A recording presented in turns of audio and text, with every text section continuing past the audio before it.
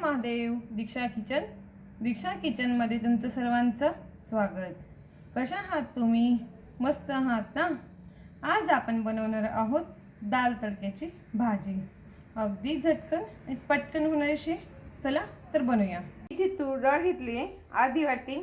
ती स्वच्छ 2 पाण्याने धुवून घेऊ आणि 5 मिनिटांसाठी आपण तिला पाण्यात राहू देऊ. आपण डाळ छान भिजून घेतली. आता कुकरला लावून घेऊया. आपण डाळ कुकर लावून घेऊ आणि 2 शिट्ट्या काढून घेऊया. जास्त शिजवायची नाही आपल्याला डाळ. मी इथे कढई ठेवली आहे.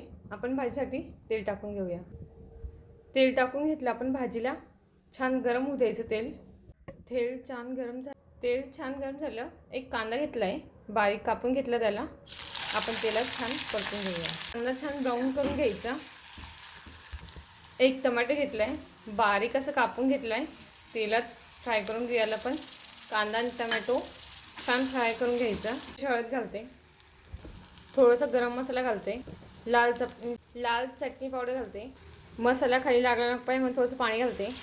मसाला छान तेलात परतून घ्यायचा.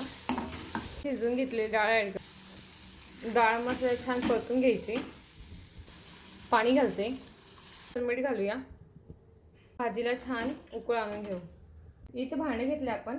भांड्यात फोडणीसाठी थोडंसं तेल टाकून घेतलं आहे. मोहरी घालते, लसूण घालते, जिरं घालते, पत्ता घालते, थोडंसं हिंग घालते, 2 लाल मिरच्या घालते.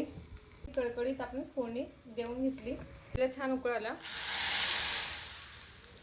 भाजीला छान उकळ आणून घेतला. मी आता गॅस बंद करते. ही भाजी ही तयार झाली. तुम्ही अशी भाजी करून बघा, खाऊन बघा. व्हिडिओ आवडला असेल तर व्हिडिओला लाईक करा, चॅनलला सबस्क्राईब करा. थँक्यू.